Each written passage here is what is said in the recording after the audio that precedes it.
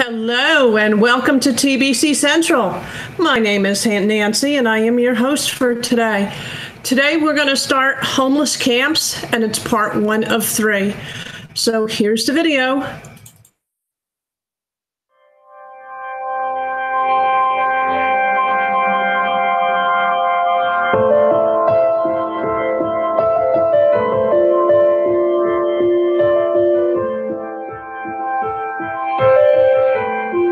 It's February 3rd today, and last night it got down pretty cold in the single digits, and we're here in a local community.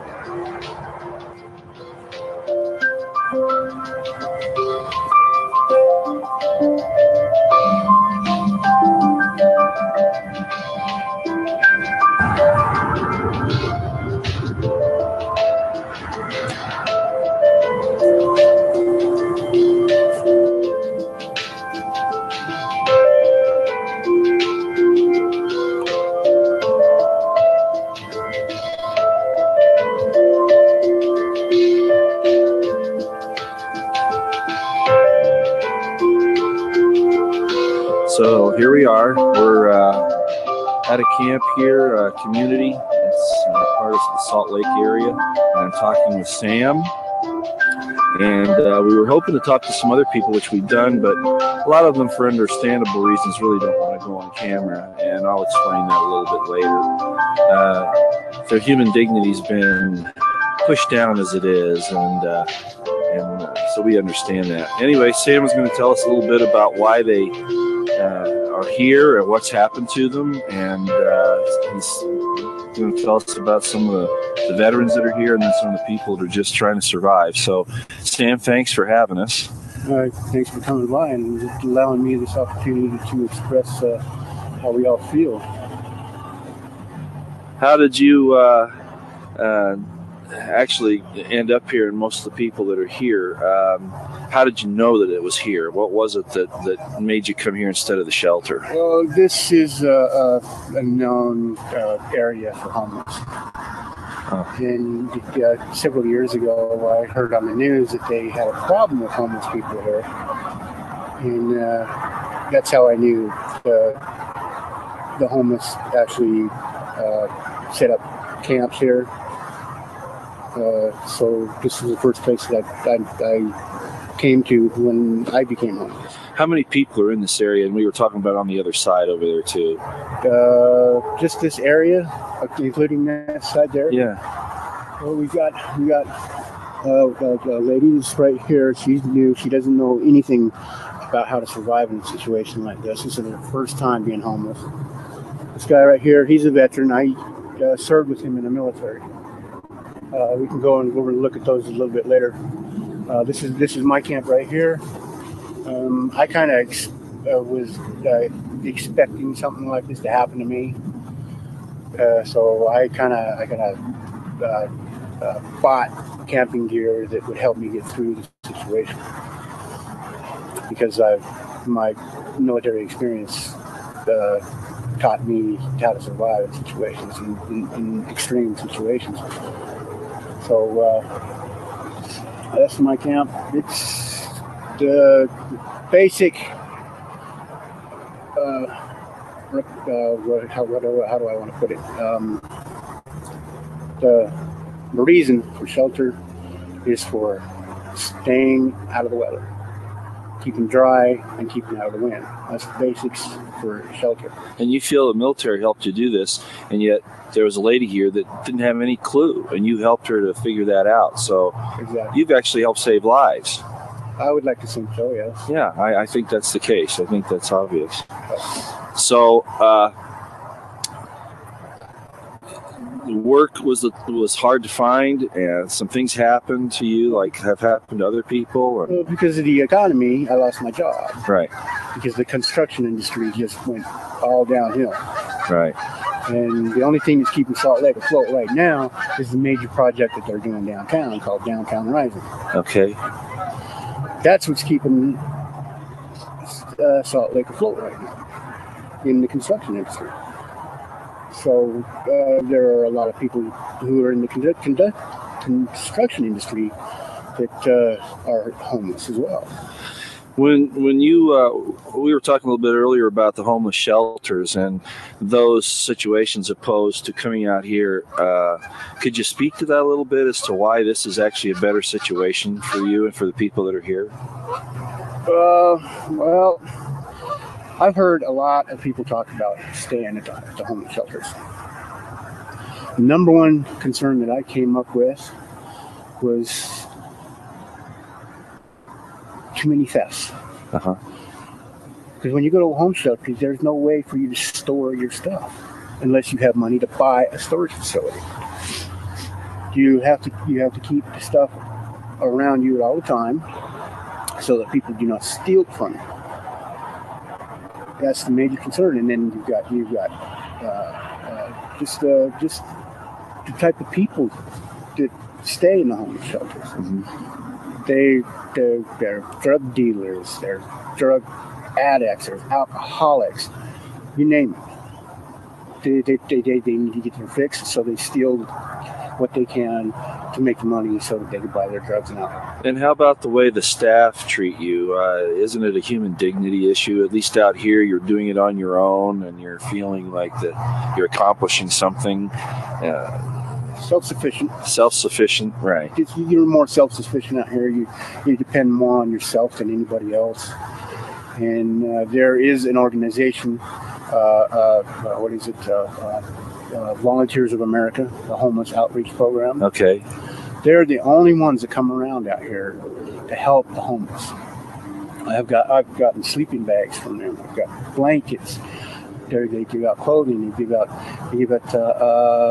hygiene kits. They've given me personally a really nice first aid kit so that I can help the people out here just in case somebody gets hurt.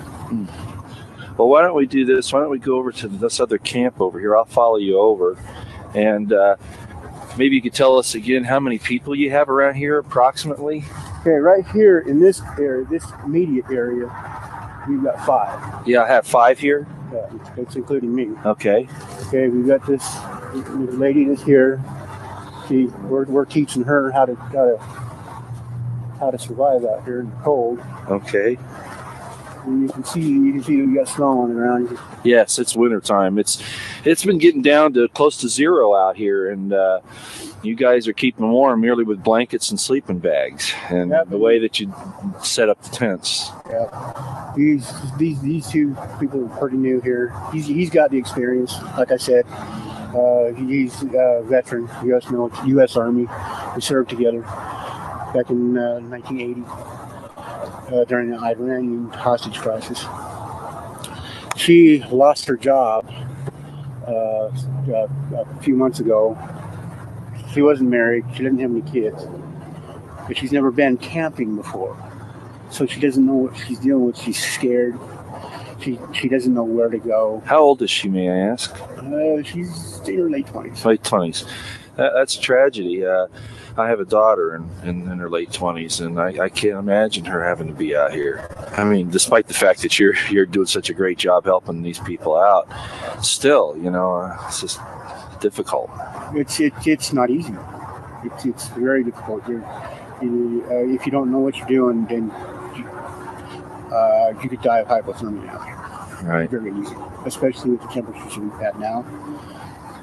I don't know what the numbers are, but every year at least 1,000 people die in this country from hypothermia. And the shelters are overflowing, but you wouldn't go there anyway. The family portion of the shelters are overflowing. Right. The men's shelter has vacancies, but because of the aforementioned problems that I've already talked about, men don't go there. Right. So, and one thing I haven't mentioned is you have to check in every day now. They changed the policy, so you have to check in every day to get a bunk. And you have to carry everything you own on your back. Out here, the theft isn't as rampant as it is there. So you just take a few precautions and your stuff is fairly safe out here. And you get to be a community. You start, like you were saying, you care for each other. It's actually almost like a family or a community. It's more like a community. Max over here, he's been here the longest. He doesn't want us to take pictures of him, and I understand that. Pardon me. But I consider him the general of the place. And since I've been here second longest, I've taken the rank in a military standpoint. Yeah. Because I have the most experience on the survival end. My friend here, he has just as much experience as I do. As a matter of fact, he's taught me a lot of stuff about survival. So that's why we put the lady over here in this tent, because it's easier to keep warm. It's more stable, and we can build on it and make it a lot warmer than it is, and make her stay here is comfortable. And can I use the word dignifying? I think that's just exactly the right thing to say. As we could possibly make her, so that she feels comfortable here, and that's what I'm about. This is the first time I've been in this guy's too. Over here is a huge amphitheater that they built for the Olympics. They don't use anymore. And that's one of the problems with society and the government, is they spend millions and millions of dollars on building things, and then they abandon them. This country is not about the poor anymore. It's about the rich. The rich are the ones who are in power. That's not what the founding fathers wanted. The founding fathers wanted the average American to enter politics for a short amount of time, and they don't do that. You got these career politicians who made name in business and wanted to change laws so to benefit the rich. I'm not a Democrat. I'm not a Republican. I'm, like a lot of people, an independent.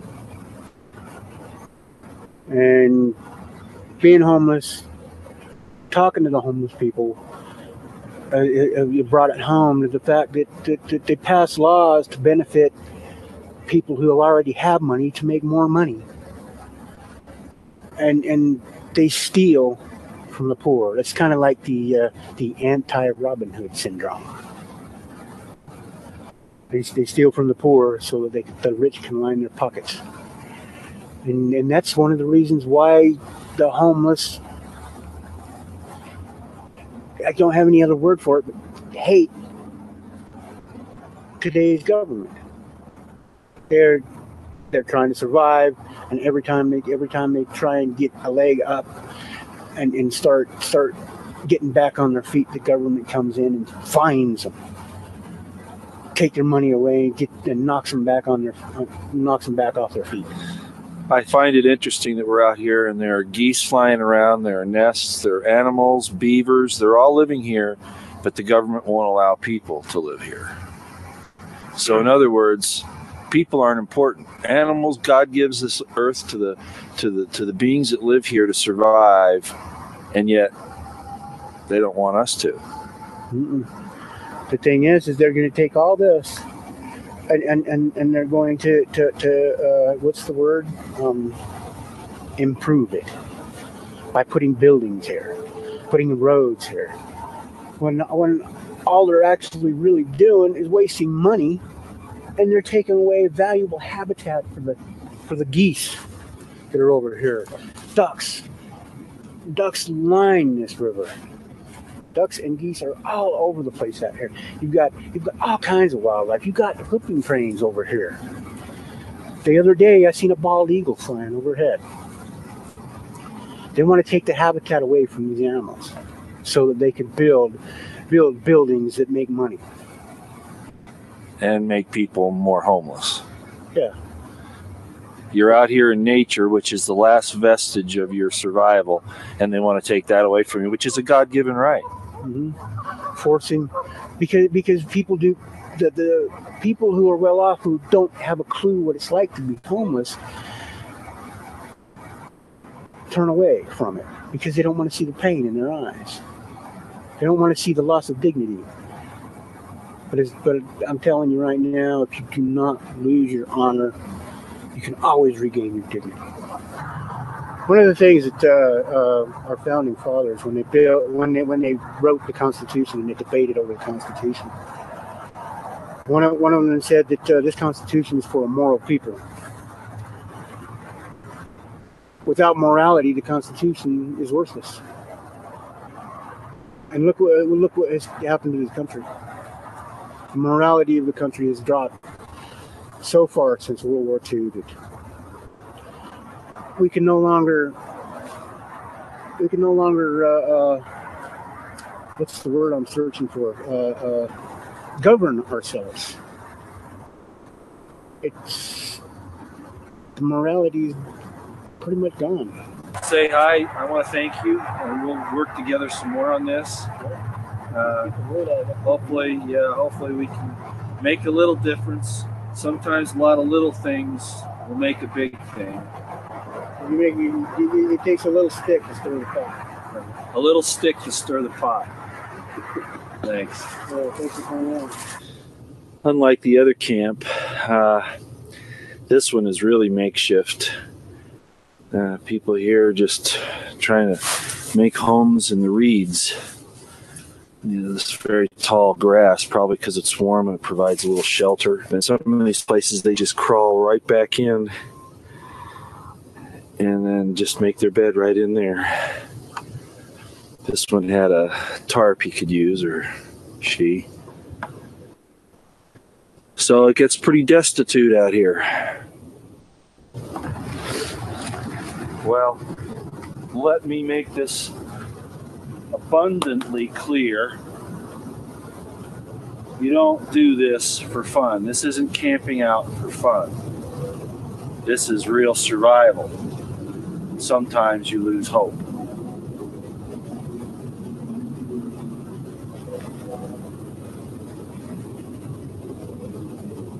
I'll show you the inside of this. It's a makeshift shelter made out of anything they could find. Wood, branches, looks like some sheathing, and a little bed inside. Not much to it. But it might be warmer than sleeping out under the stars.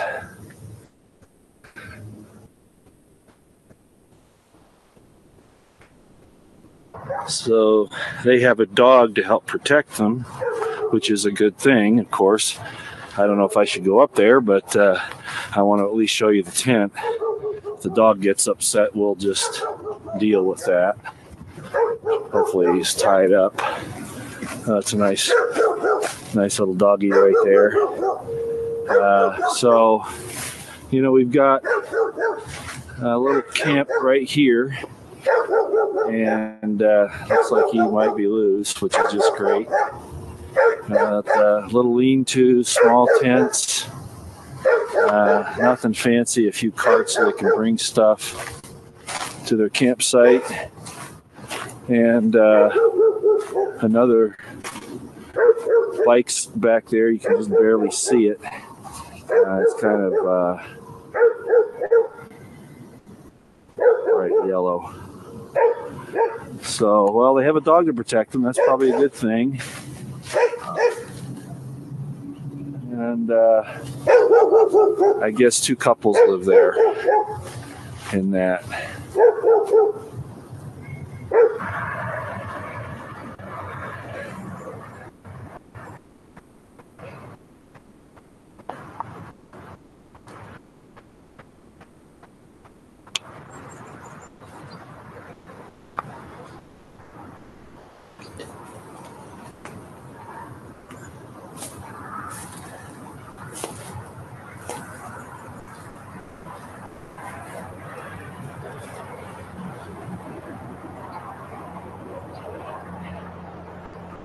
Well, here we are on I-35 heading into Dallas, and there's this construction that's going on here, As you can see, a lot of stimulus money is being put into this, or they might be constructing something here, some type of a building, I'm not sure.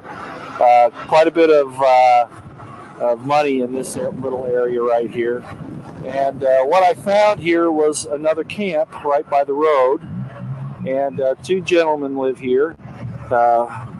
Leon here, who has been here for about 8 years, and he's allowed me to just come in and take a couple of shots of what this looks like. They have 2 tents, and it's a nice site. They've kept it up pretty good. We won't get too close to their homes here because we want to make sure that they have their privacy. But they do have a little canvas up here to kind of give them a little privacy from the road. So Leon has agreed to talk to us for just a couple of minutes, and he's going to tell us his story. And Leon, I want to thank you for letting me come in here and do this. It's very kind of you to let me talk to you. You might have to speak up and move a little closer because the microphone on here isn't real good. But I'd like to ask you, how long you've been here and what you did before you found yourself in the circumstance, and anything else you'd like to say. Well, I've been out here, probably about 8 years, and I used to drive a truck, and I took a carpenter.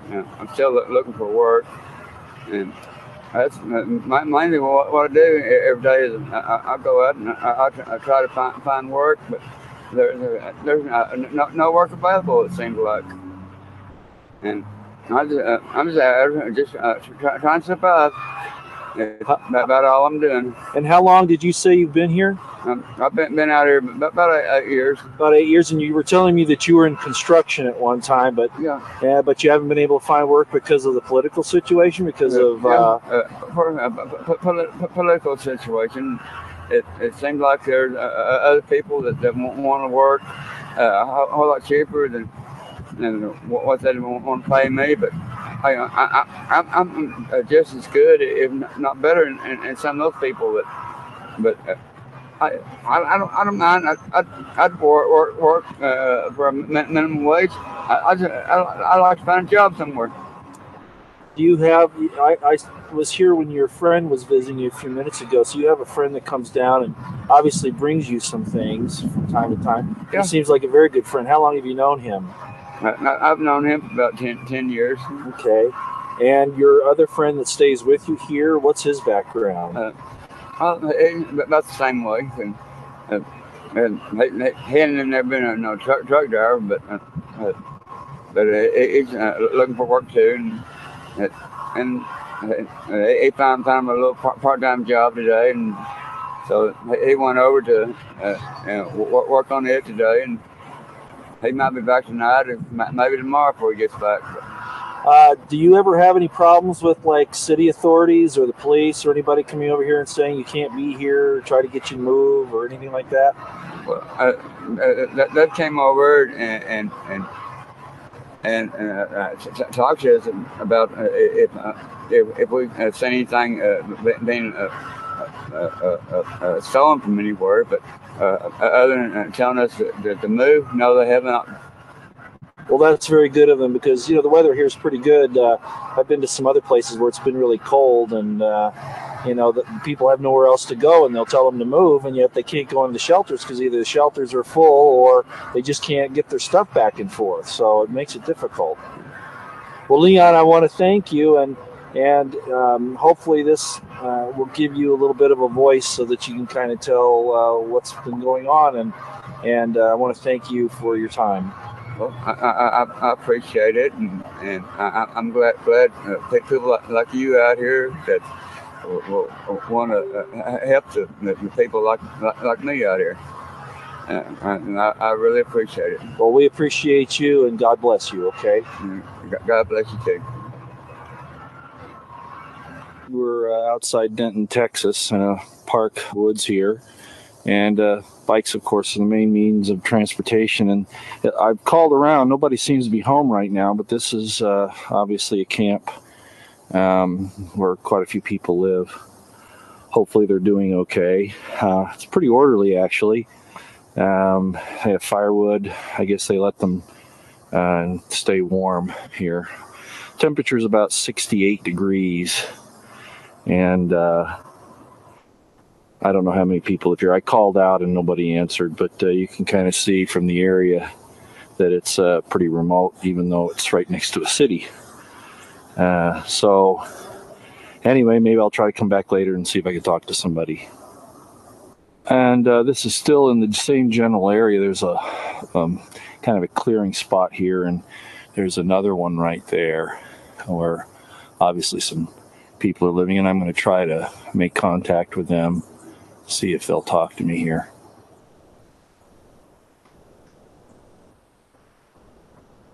I'm doing a documentary on homeless folks and how they're handling this economic downturn, especially vets, what vets are doing. Apparently they're helping a lot of people. I'll be back again tomorrow if you want to talk. I don't mean to embarrass you. All right, well, have a good night. So as you can see, it's sometimes difficult to talk to people, and they may not even be here. It's very possible that they're, out trying to get some food, maybe some water, go take care of hygiene. It's really hard to say, but this is really remote, and I'm going to keep showing this to you so that you can kind of see. Even though it's next to a city, this is very dense in here, and they have quite a ways to go to get back in there. So the park is right over here. So they're not far from town where they can get some of the things they need, maybe some help from relief organizations, things like that. And like I was saying, here's the park right here. So they're just right in the cities generally, pretty much. So like I say, this is Denton, Texas, and we'll keep trying. One of those beautiful Texas sunsets. And I guess that's one benefit of being outside. You get to enjoy these. Down here, they've had some cold weather this year, some ice for about a week or so. Right now, like I say, it's about 68 degrees. So a little more decent weather. And the people down here get to, I guess, live a little more comfortably, even though they're outside. Really good job. Boston. I got sick. I'm a diabetic, and it kept going and going, and all my savings ran out. And like I said, I lost my truck, lost my motorcycle, lost my dog, and lost my apartment. Boom. How did you find out that you could live outside like this? What made it so you could do that? Well, I had no place to go. How about a homeless shelter? I didn't even know about this. Okay. I drove by this every day for 2-3 years. Really? Never even knew about it. And I was staying out by Dick Regional Hospital. And outside or inside? Outside. In the woods out there. And where they're putting in the new railway, they kind of got close to my camp area. And, one morning you can't see me. Next morning, it's like, there's no more trees left. I can see my tent and everything. So talked to somebody, and they told me, well, why don't you try, over here by McPark? And that's what I did. And that's how I found out about Salvation Army. And next thing you know, I'm here. What's it like being outside here? What is it, especially for getting food and hygiene and things like that? How do you take care of all that? Denton, as far as food goes, you got the shelter, you got St. Andrews, and you got Shepherd's Hand. ICC. Well, as far as food. Well, yeah, but they throw shelter in. Yeah, and they as far as shelter, the way the Salvation Army goes is you got 5 days. If you're working, they'll let you stay longer. But if you're not working, or like me, you can't work, after 5 days, you have to go ask for an extension. And that's pretty much... So you find yourself here because this is just